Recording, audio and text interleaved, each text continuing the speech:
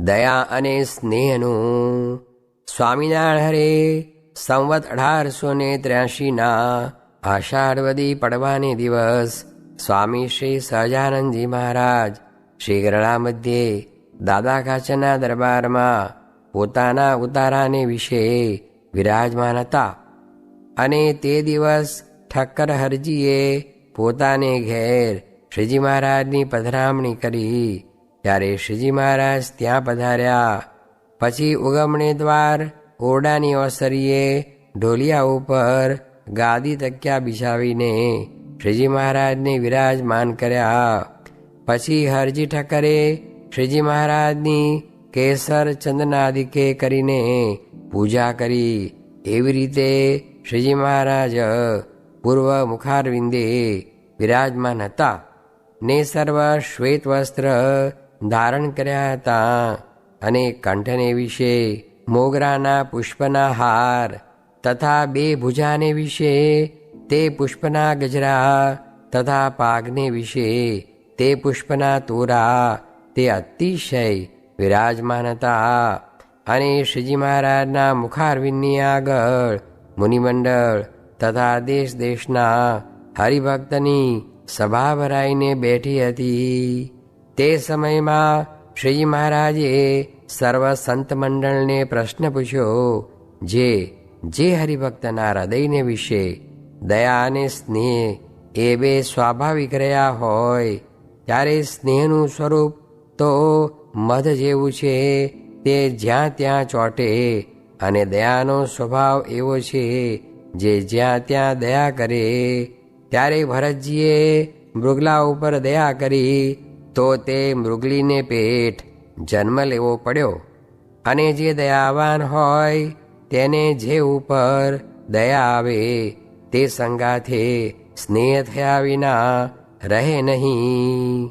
અને એ દયા અને સ્નેહ તેને ટાળ્યાનો ઉપાય તો આત્મજ્ઞાન ને વૈરાગ્ય એ 2 છે. તે આત્મજ્ઞાન એવું છે જે જેમાં કાંઈ બીજું પેસે જ નહીં. અને વૈરાગ્યનું એવું સ્વરૂપ છે જે સર્વે નામરૂપને નાશવંત દેખાડે. માટે આત્મજ્ઞાન ને વૈરાગ્ય એ 2 વતે કરીને દયા અને સ્નેહનો નાશ થઈ જાય છે. અને સ્થૂળ સૂક્ષ્મને કારણ એ આદિક સર્વે ઉપાધિનો પણ નાશ થઈ જાય છે. અને કેવળ બ્રહ્મસત્તા માત્ર રહે છે. પછી એને ભગવાન તથા ભગવાનના ભક્તને વિશે દયા અને સ્નેહ રહે છે કે નથી રહેતો, એ પ્રશ્ન છે. પછી મુક્તાનંદ સ્વામી તથા શુકમુનિ તથા નિત્યાનંદ સ્વામી એ આદિક પરમહંસે જેની જેવી દ્રષ્ટિ પૂગી તેવો તેણે ઉત્તર કર્યો. પણ શ્રીજી મહારાજના પ્રશ્નનું યથાર્થ સમાધાન થયું નહીં. પછી શ્રીજી મહારાજ બોલ્યા, જે લ્યો અમે ઉત્તર કરીએ. એનો તો ઉત્તર એમ છે જે જ્ઞાનને વૈરાગ્ય કરીને 3 શરીર 3 અવસ્થા ને 3 ગુણ એ સર્વ માયિક ઉપાધિ થકી ચૈતન્ય જુદો થઈ જાય છે ને કેવળ સત્તા માત્ર રહે છે. પણ માયિક ઉપાધિનો લેશ પણ રહેતો નથી. ત્યારે જેમ દીપકનો અગ્નિ તે કોળિયું તેલ ને વાટ ત્રણેયને યોગે કરીને દ્રષ્ટિમાં આવે તથા ગ્રહણ કર્યામાં આવે. પણ જ્યારે એ 3 પ્રકારની ઉપાધિનો સંગ છૂટી જાય છે ત્યારે એ અગ્નિ કોઈની દ્રષ્ટિમાં પણ ન આવે ને ગ્રહણ પણ ન થાય. ને ઉપાધિએ યુક્ત હોય ત્યારે જ દ્રષ્ટિએ આવે ને ગ્રહણ કર્યામાં આવે. તેમ જ્ઞાન વૈરાગ્ય કરીને સર્વ માયિક ઉપાધિ નિવૃત્તિ પામે છે. ત્યારે એ જીવાત્મા છે તે કેવળ બ્રહ્મસત્તા માત્ર રહે છે ને તે મનવાણીને અગોચર છે ને કોઈ ઇન્દ્રિય કરીને ગ્રહણ કર્યામાં આવતો નથી. પછી તે કાળે તો એને જો શુદ્ધ સંપ્રદાય કરીને ભગવાનનું જ્ઞાન પ્રાપ્ત થયું હોય ને ભગવાનના ભક્તનું મહાત્મ્ય યથાર્થપણે સમજાયું હોય તેને તો સર્વમાયિક ઉપાધિનો સંગ ટળી જાય ને પોતાનો જીવાત્મા બ્રહ્મરૂપ થાય. તો પણ ભગવાનને ભગવાનના ભક્તને વિશે જે દયા અને પ્રીતિ તે નિરંતર રહે છે. ત્યાં દ્રષ્ટાંત છે, જેમ દીપકની જ્યોત છે તેને જ્યારે ઉપાધિનો સંગ ટળી જાય છે ત્યારે એ અગ્નિ કોઈ ઇન્દ્રિય કરીને ગ્રહણ ન થાય એવો આકાશને વિશે રહે છે.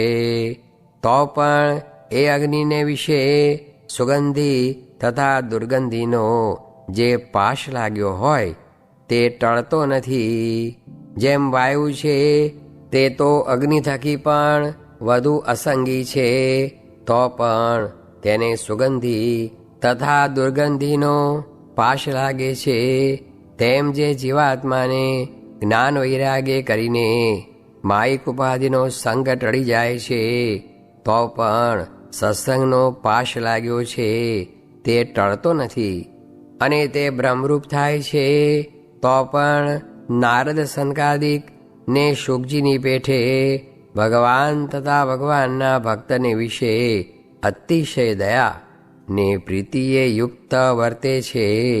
ત્યાં શ્લોક પરિનિષ્ઠિતોપી નૈર્ગુણ્ય ઉત્તમ શ્લોક લીલયા ગ્રહિત ચેતા રાજર્ષે આખ્યાનમ યદધીતવાન તથા હરેર્ગુણાક્ષિપ્ત મતિર્ભગવાન બાદરાયણી અદ્યગાન મહદાખ્યાનમ નિત્યમ વિષ્ણુ જનપ્રિય તથા આત્મારામાશ્ચ મુનયો તથા પ્રાયેણ મુનયો રાજન તથા ગીતામાં કહ્યું છે જે બ્રહ્મભૂત પ્રસન્નાત્મા ન શોચતી ન કાંક્ષતી સમઃ સર્વેષુ ભૂતેષુ મદભક્તિમ લભતે પરામ ઇત્યાદિ ઘણા શ્લોકે કરીને પ્રતિપાદન કર્યું છે.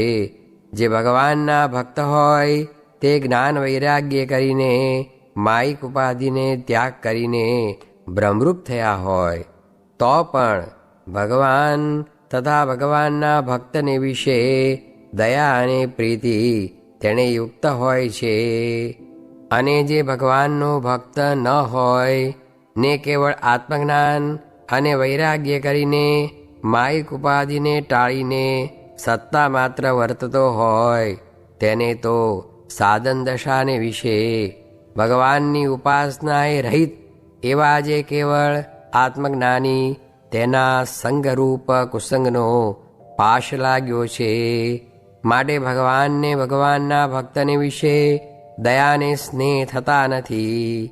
જેમ વાયુને ને અગ્નિને દુર્ગંધનો પાશ લાગે છે તેમજ એને તે કુસંગનો પાશ લાગ્યો છે તે કોઈ પ્રકારે ટળતો નથી.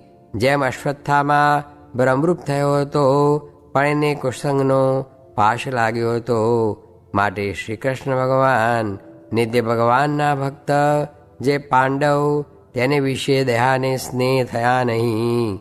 તેમ કેવળ જે આત્મજ્ઞાની છે તે બ્રહ્મરૂપ થાય છે તો પણ તેને કુસંગનો પાશ જતો નથી. ને ભગવાન ને ભગવાનના ભક્તમાં દયા અને સ્નેહ થતા નથી. માટે ભગવાનના ભક્તને તો માયિક ઉપાધિનો સંગ મટી જાય છે તો પણ ભગવાન તથા ભગવાનના ભક્ત તેને વિશે અતિશય દયા ને પ્રીતિ વૃદ્ધિને પામે છે. પણ કોઈ રીતે દયા તથા પ્રીતિ ટળતી નથી, અખંડ રહે છે. એમ વાર્તા કરીને શ્રીજી મહારાજ જય સચ્ચિદાનંદ કહીને પોતાને ઉતારે પધાર્યા. ઇતિ વચનામૃતમ. એ રીતે ગરડા અંત્ય પ્રકરણનું ત્રીજું વચનામૃત જે તે થયું. જેણે મોટાને જીવ આપી દીધો હોય તેને પણ વાસના રહે, તેને ટાળવાનું સાધન તો મહિમા ને આત્મનિષ્ઠા છે. સ્વામિનારાયણ રે સ્વામીએ વાત કરી છે, ભગવાનને તો આ લોક કાંઈ ગણતીમાં જ નથી, એ તો સર્વે ધૂળનું જ છે. તેમાં કોઈક પદાર્થ આવ્યું કે ગયું કે કોઈક વાત સુધરી કે બગડી, કે કોઈ કામ થયું કે ન થયું એની કાંઈ પણ ગણતી નથી. એ તો આપણને માલ મનાય છે, પણ જે ડાયો હોય તેને ધૂળમાં માલ મનાતો નથી. તેમ ભગવાનની દ્રષ્ટિએ તો આ લોકભોગ સર્વે ધૂળ જ છે ને મોટા સંતની પણ એવી જ સમજણ છે. સ્વામિનારાયણ હરે સ્વામીએ વાત કરી છે, મહારાજને ગમતી રુચિ કર્યા વિના જો ભગવાનનું સુખ મળશે તો પણ ભોગવાશે નહીં. જેમ માદાને સારું મળે તો પણ ભોગવાય નહીં, તેમ પુરુષોત્તમનું જ્ઞાન થયું છે ને તેને વાસનાએ કરીને વિષય મળશે તો તેમાંથી બહુ દુઃખ થશે, પણ તેનું સુખ નહીં આવે ને આવરદા લાંબી તે મરાય નહીં. સ્વામિનારાયણ હરે સ્વામીએ વાત કરી છે, કૃપવાન સ્ત્રીમાં મન તણાય નહીં ને રૂપવાન સ્ત્રીમાં મન તણાય છે, એવો જીવનો સ્વભાવ છે. ને માલ તો એ બેમાં એક જ છે, પણ તેમાં સ્વરૂપવાન સ્ત્રી જેવી બંધનકારી છે તેવી કૃપવાન સ્ત્રી બંધનકારી નથી. તેમજ સારું ગોળું તેમાં દુઃખ છે એવું ઉતરતામાં નથી. કેમ જે પડીએ તો થોડું વાગે ને બાજરો ખડ પણ થોડું જોઈએ ને તેનું ઝાઝું રક્ષણ કરવું ન પડે. તેમજ સારું ખાવામાં, સારા લુગડામાં એ આદિક અનેક વિષય છે તે સર્વેમાં જેવું સારામાં બંધન છે તેવું ઉતરતામાં નથી. પણ જીવને જ્યાં સુધી રાગ છે ને જ્ઞાનની કસર હોય ત્યાં સુધી આ વાત સમજાય નહીં. ને પદાર્થનો વિચાર આદિ અંત્ય ન કરવો, પણ મધ્યમાં ન જોવું. મધ્યમાં તો મોહ રહ્યો છે એ અજ્ઞાન છે. સ્વામિનારાયણ સ્વામીએ વાત કરી છે, જીવ પ્રાણી માત્રના મનને રહેવાનું ઠેકાણું મહારાજે કહ્યું છે. પુરુષનું મન સ્ત્રીના અંગમાં છે ને સ્ત્રીનું મન પુરુષના અંગમાં છે. સ્વામિનારાયણ હરે સ્વામીએ વાત કરી છે, ભગવાનથી અંતરાય રહે છે તેટલું અંતરમાં દુઃખ રહે છે. આપણી ફિકર ભગવાનને છે, ભગવાન આપણી રક્ષામાં છે.